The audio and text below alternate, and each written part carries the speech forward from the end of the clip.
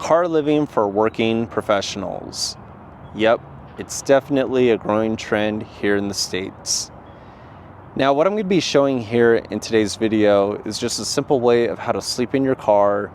You know, maybe you're getting into this for the first time, you're thinking about it. But let's move forward and let's just get into the whole semantics of what it means to sleep in your vehicle in a safe and comfortable way. I'm also going to be incorporating a lot of my outdoor gear knowledge from back when I used to work at an outdoor gear shop.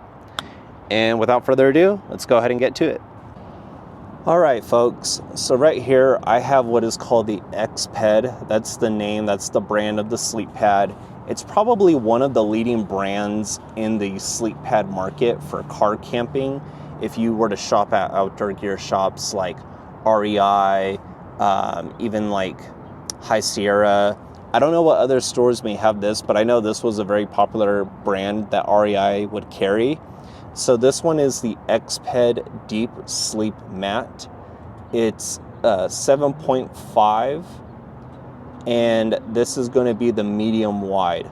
So now right here, if we're going to go over the length of it, so it's 72 inches in length, it's 25.6 inches in width, and it's 3 inches in thickness, which is going to be pretty nice considering if you were to look behind, and as you can see, it's pretty flat here in the cargo area of the vehicle. I drive a Subaru Crosstrek, but the back seat, as you could see, it does fold down, but there's a bit of an incline. It actually sits a little bit higher, which isn't too bad, because it's going to actually be better for you to sleep with your feet pointing down versus your head pointing down on the slope. And I'm going to be going over, you know, creating enough space with the front seat, utilizing the center dash as kind of like a stability point for your sleep pad, and then just being able to just really maximize the length of this space. Now, keep in mind, I'm someone who is 5'8", right?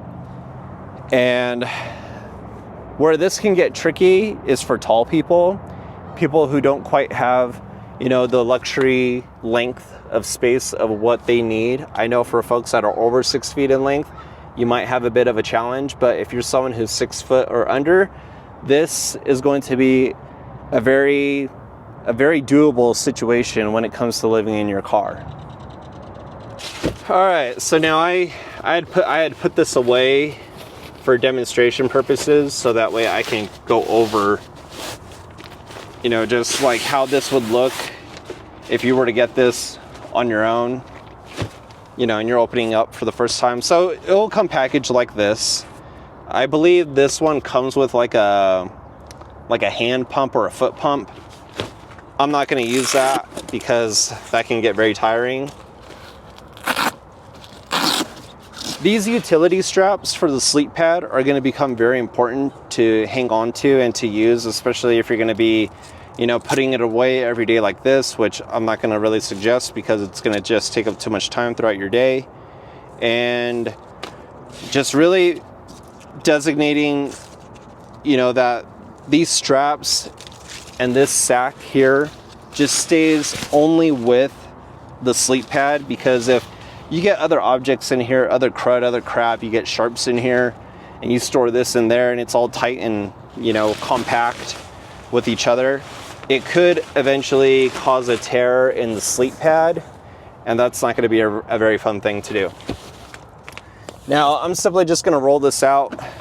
Right here is going to be like the beginning of like the foot of the pad, and then it's going to be brought all the way back over here.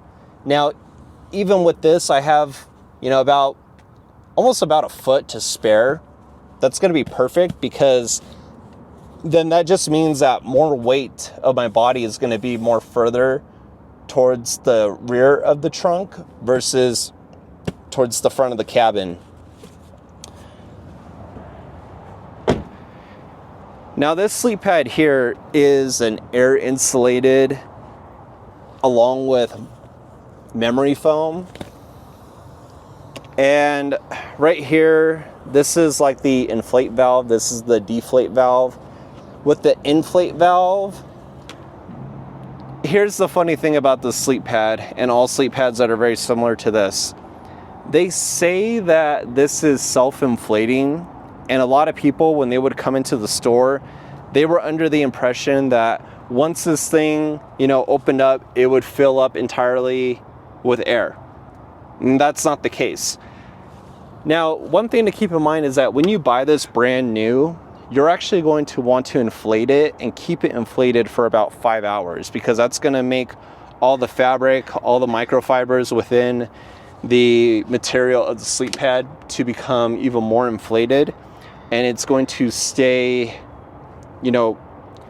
expanded within its form. This one here, I don't think it's going to inflate even more than what it is. So now right here, I'm using what's called the widget. This is an actual sleep pad air pump by the brand Xped. It's the same company as the sleep pad here. There's this valve. It just, plugs in, very nice. This one was kind of gimmicky in the sense that it has a built-in port where you could charge your phone.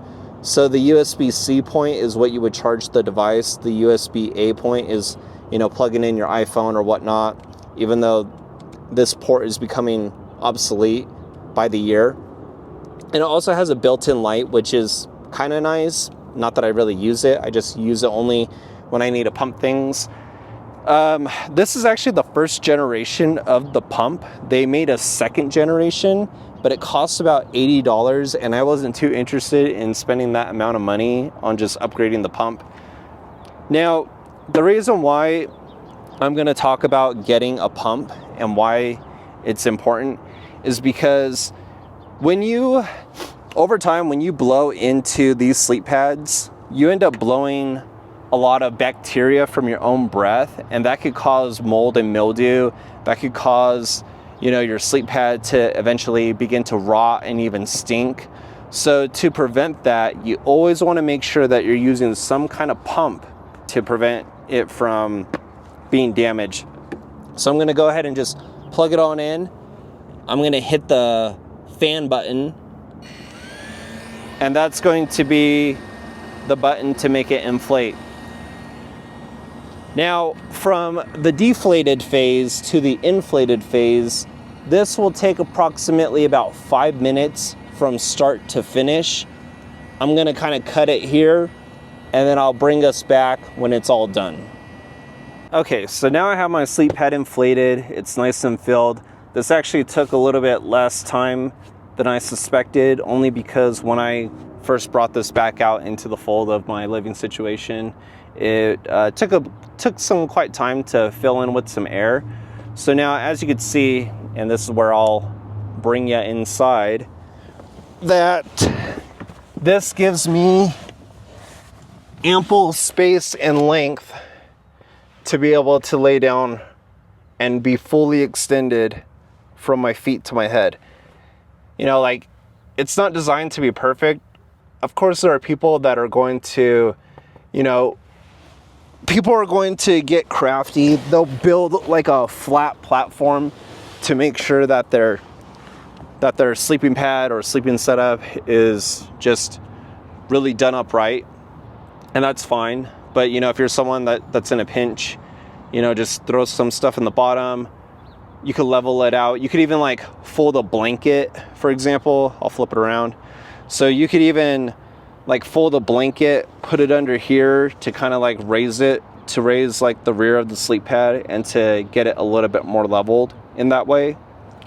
So now that we've gone over the semantics of, getting a good sleeping pad, making sure that it works, let's talk about putting it away. This can be a very time-consuming thing because, you got to release the air, you got to roll it, and a lot of the times, if you want it to be nice and fitted into the stuff sack, what I brought it out of, you're going to need to make sure that you at least release air 2 times. So you'd have to roll it, push all the air out, unroll it, it'll look flatter. You gotta roll it again, And then from there, you could actually get it nice and compact so that way it could fit into its stuffed sack. But I'm gonna go over an easy method of what to do if you're kind of, you know, pressed on time, or maybe you just wanna put it away quickly and just kind of carry on with your day. So now instead of rolling it up, I'm just gonna fold it like this, and I'm gonna just push the air out. I'm not one to really kick up the rear seats, only because it's just gonna eat up space with all the other things that I gotta store. So I'm simply just going to release the air like this. In some cases, what you can do is you can get a cheap vacuum pump from like Walmart, because it has the ability to inflate and also deflate, you know, to pull air out. You could actually just kind of like run something through the valve here, through the deflate valve, and then you can go ahead and just take more air out if you need to, if you wanted to get the sleep pad a little bit more flatter, so that way it's not, you know, hogging up all of this space from the elevated position. And then to kind of protect it, or to give it a protective barrier, I'm gonna just get like one of my blankets here, and I'm gonna put this right here on top. This right here still gives me the ability to store some stuff. So if I needed to put like a light box on top or whatnot, it's going to, you know, not damage the sleep pad, because the unfortunate thing about these sleep pads here is that they could break and tear very easily. So if you're not mindful, if you're not careful, you're gonna just end up, you know, with a very washed out kind of scenario, and then you'll have to start from scratch, and you know, you may not have the ability to return it, to get a new one. You may go past your return date of being able to return it and figure out another solution. I know some folks out there will just get like a 3-inch memory foam rolling, you know, kind of pad and just kind of be done with it. But if you're looking for something that's like small, compact, that is, you know, pretty comfy in my opinion, then this is definitely a good way to go. I know a lot of people that would come in and do the whole car camping thing, not that they were camping in the wilderness like backpacking, but they wanted something very comfortable. They wanted something that was quick and easy to set up, and something that could be stored and put away if they needed to. When it comes to sleep, it's going to be very important that you take care of yourself as best as you can, making sure that you get the proper setup. Don't half-ass things too much, otherwise you're going to just feel the nuances while you're sleeping. That's something that I experienced while I was, you know, going through this process myself. And if you're someone who's also had experience doing this as well, maybe leave a comment in the chat, you know, share some knowledge with somebody else, share the tips that have helped you persevere through situations like this. Anyways, I'm Nomad. Have a good day. Take care.